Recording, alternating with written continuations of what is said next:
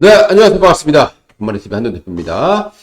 자, 요즘 미국 증시, 그동안 미국 증시가요, 흔들림 없이 빅테크들이 계속해서 급등하는 그런 모습들을 보여줬었죠. 자, 최근에, 나스닥 지수가 급락하는, 자, 이런 모습들을 보여주고 있죠. 자, 이게, 굉장히 중요한 시그널일 수도 있습니다. 금리 인하에 대한 것들이 과거에는 호재로 받아들이는 모습이었어요. 그래서 미리 주가가 다 올라와 있었다라는 겁니다. 자, 그런데 AI 관련 종목들의 거품론이 좀 커지고 있는 그런 상황에서 물론 과거와는 다르다라고 볼 수 있겠습니다. 왜냐하면 그 당시에는 실적이 따라오지 못하면서 주가가 많이 올라갔었던 시점이었다라면 지금 엔비디아의 실적은 어느 정도 굉장히 받쳐주면서 탄탄한 실적을 가지고 올라왔기 때문에 그때만은 다르다 볼 수 있겠습니다만은 우리는 항상 주식은 어디서 옵니까? 방심에서 오는 거예요. 이 방심을 할 때 항상 발작이 일어나는데요. 이걸 어떻게 판단하는지 좀 알아보도록 하겠습니다.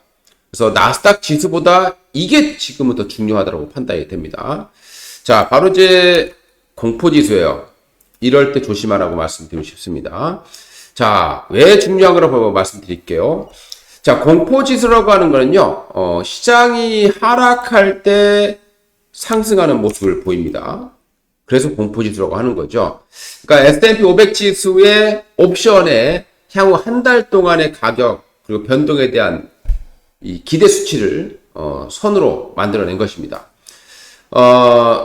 표준 편차와 유사하게 거래되는 거죠. 그렇기 때문에, 시계에서 변동성이죠. 그러니까 만약에 시가와 종가가 별로 차이가 없이 그냥 끝났어요. 자, 그런데 장중에 변동성이 컸다. 그러니까 급등했다가 급락했다가 이런 모습들이 많아서 결국에 시가가 비슷하게 마감했다고 하더라도 이때는 공포지수가 올라가는, 자, 이런 구조를 가지고 있는 거죠. 이 공포지수가 사용되기 시작했던 부분들은 대공황 이후에 사용이 본격적으로 됐다고 보시면 되겠습니다. 보통 이제 20 이하에 유지되게 되는데요. 큰 악재가 없으면 보통 20 이하입니다. 그리고 10 이하로는 거의 내려가지 않는다라는 걸 좀 알아두셔야 될 것 같아요. 요게 이제 계산식이긴 합니다만은 계산식은 건너뛰시게 되겠고요. 자, 공포지수는 꼭 발작이 나옵니다. 언제 발작이 나오느냐? 시장이 방심했을 때라는 거예요. 이제 계속 가네, 신경 쓸 것도 없이 내일 또 오르겠지라는 그런 방심이 있을 때 이 발작이 한번 일어났다라는 겁니다. 과거치를 보게 되면 어디서 많이 일어났느냐 보게 되면 10 이하권, 10 이하권은 거의 내려가는 일이 없는데 10 이하권 내려갔을 때마다 발작이 나타났죠. 그러니까 2007년도에 엄청난 발작, 그리고 18년도에도 엄청난 발작, 그 가운데서도 한 번씩 발작이 있어요. 근데 요 근처에 왔을 때만큼은 한번 발작이 나오면 무섭게 나오더라는 겁니다. 자, 그리고 VIX 지수 같은 경우는 추세선 하단까지 내려왔을 때 시장 하락 위험이 높다라는 거죠. 그러니까 지수는 막 올라가고 있는데 공포 지수가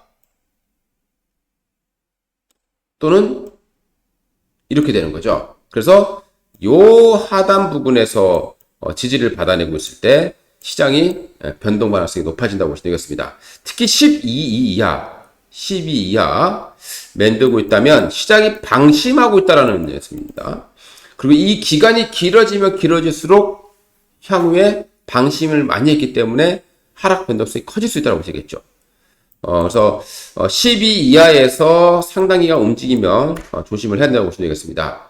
그 짧은 파동, 크게 한 번씩 흔들리는 거는 10년에 한 번씩 왔어요. 그러니까 2007년, 2018년, 그리고 또 2020년에 한 번도 왔었죠. 코로나 때문에. 자, 근데 작은 파동들도 꼭 한 번씩 나왔다라는 겁니다. 19년도에 한 번, 여기서 한 번 튀어 올랐고요. 12 정도입니다. 또 한 번 발작, 20년도에는 큰 발작. 자, 그리고 좀 내려왔다가 또 중간중간 발작을 한 번씩 해줬다라는 거죠. 자, 근데, 이 발작이 한번 모습을 보게 되면, 요렇게 내려왔다 지금 밑방향을 치고 있다라는 거죠. 그러니까 예전처럼 10 이하로 내려갈 가능성은 굉장히 좀 낮아 보인다라고 판단이 될 것 같습니다. 자, 그러면 이 추세선이 높아지는 구간이 조금 좀 조심해야 될 구간인데, 최근에 이제 그 추세선은 좀 내려와 있는 상황입니다. 그러니까 공포지수가 위에가 초록색이, 파란색이 S&P 지수, 그 다음에 초록색이 공포지수입니다. 공포지수가 올라가면 시장은 조정이었다라는 거죠. 예, 그런 것들을 거의 다 보여줬습니다. 자, 근데 최근에 나스닥 지수가 계속 올라갔어요. 좀 방심을 하고 있다는 생각이 좀 들더라고요, 저는. 그래서 공포지수를 한번 딱 봤더니, 자, 과거치예요. 물론 여기는 조금 더 낮게 있기는 했어요.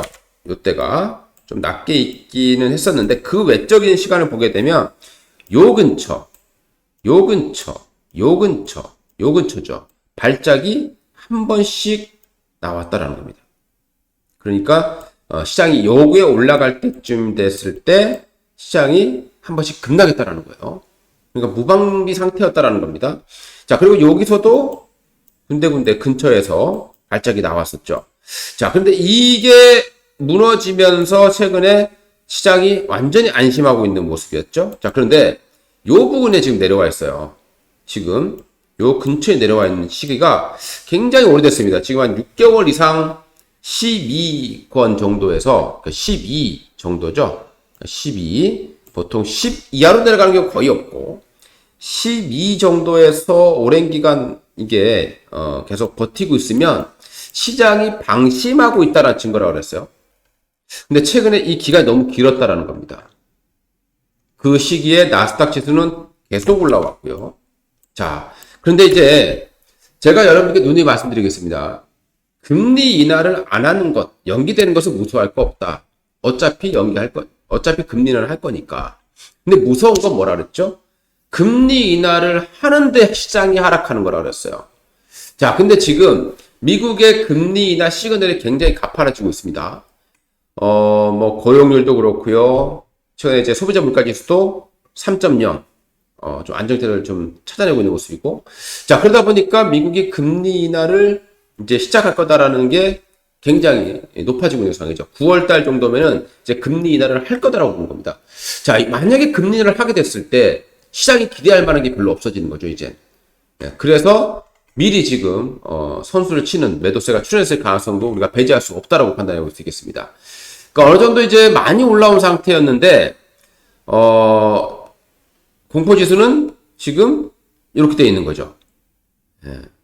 방심하고 있는 겁니다. 자, 아직은 발작이 없지만 요게 이제 발작하기 시작하면 시장의 변동성이 좀 커질 수 있다고 생각을 해봐야 될 것 같습니다.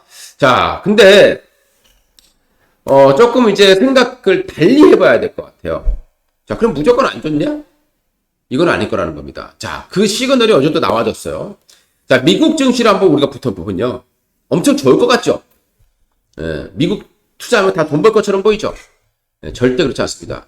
자, 미국은 최근에 AI 관련 종목들이 일부입니다. 마이크로소프트, 애플, 그 다음에 엔비디아, TSMC, 그 외 반도체 장비 업체들이 많이 올라간 겁니다. 그 외의 종목들은 끝도 없는 하락세를 기록하고 있다는 거죠. 자, 이제 금리 인하가 시작이 된다라고 했을 때는 오히려 이런 이제 금리 때문에 피해를 봤던 기업들이 이제는 좀 반등할 가능성이 있어 보이는 시기입니다. 자, 그러다 보니까 나스닥 지수가 급락을 했는데 이게 이제 상황이 워낙 안 좋아지면 다 같이 하락해야 되는 게 맞죠. 근데 나스닥이 하락을 했는데 미국의 중소형주를 포함하고 있는 이 변동성 지수, 이 러셀 지수가 있어요. 이 러셀은 시계에서 이제 나스닥 100 종목을 제외하고 그 밑에 종목들을 이렇게 지수화 시켜서 만든 겁니다. 그러니까 중소형주를 대변하는 그런 지수라고 보시면 되겠죠. 근데 3% 이상 급등했어요. 나스닥이 2% 빠지는데 이게 3% 이상 급등했다는 것은 뭘 의미하겠습니까? 이제는 미국에서도 약간 좀 중소형주로 좀 서서히 이게 한 번 올랐다고 해서 이게 오는 건 아니고요. 이제 금리가 내려간다라고 했을 때는 이제 금리 때문에 피해를 봤던 기업들이 많이 있죠. 돈을 빌려서 하는 기업들, 좀 적자가 났던 기업들, 이런 기업들인데요. 이제 그런 기업들, 또 돈이 유동성이 좀 조금 늘어나게 되면은 가는 종목만 계속 가는 그런 장세보다는 이제 돈이 좀 갈리는, 자, 이런 현상들도 우리가 좀 기대해 볼 수 있을 것 같습니다. 물론 아직까지는 나스닥만의 얘기고 미국 증시만의 얘기가 되겠습니다만은 이런 것들도 결국에는 국내 증시에도 서서히 영향을 줄 가능성이 있지 않겠느냐, 그러니까 판단을 해봐야 될 것 같습니다. 자, 그러니까 지금 시장은 아직은 급격한 변동성이 나오지는 않습니다만은 이러다가 이제 미국 증시가 나스닥 지수가 급락했다가 급등했다가 뭐 이런 모습이 나오게 되면 이 지수도 올라가게 되겠죠. 그러니까 공포 심리가 올라가는 모습이 나오게 될 겁니다. 만약에 이 공포 지수가 좀 올라가기 시작한다고 했을 때는 좀 포트에 좀 변경을 가하는, 자, 이런 전략이 필요할 것으로 판단이 됩니다. 자, 그러면 이제 우리나라에서 금리와 관련돼서 생각해 볼 수 있는 부분들은 뭐 아무래도 카카오 쪽도 네이버 쪽도 그런 쪽이 영향을 많이 받았던 섹터가 되겠습니다. 특히 카카오뱅크라든가 이런 부분들도 금리 때문에 많이 하락했던 부분들도 있을 것이고요. 그 외에 바이오 섹터들, 제약 바이오도 이 금리 때문에 상당히 좀 영향을 많이 받았던 섹터가 되겠습니다. 최근에 제약주들의 흐름들이 좋아지고 있다는 거 참고로 해보셔야 될 것 같고요. 건설주도 뭐 우리가 뭐 금리나 수혜를 볼 수 있겠습니다만은 뭐 일부는 상승이 가능해 보입니다. 자, 그 다음에 증권주 라인들이 최근에 좀 강세를 보이고 있는데 증권주 라인들은 금리 인하하게 되면 수혜가 되겠습니다만은 사실 우리나라 지금 주식시장을 보게 되면 개인 투자가분들이 주식을 막 하는 그런 시장은 아니죠. 그래서 증권주들이 좋긴 합니다만은 그렇게 강한 그런 상세를 보이기는 쉽지는 않을 거다 판단이 됩니다. 그래서 여기에 맞춰서 초점을 맞추셔가지고 이제 조금 하반기를 준비하는, 자, 이런 전략도 필요할 것으로 판단이 됩니다. 오늘 방송 참고로 활용해 주시고요. 꼭 지금부터는 이 변동성 지수의 흐름들 꼭 체크를 좀 하셔야 될 걸로 말씀드리겠습니다. 이상 도마리TV 한동훈 대표였습니다. 감사합니다.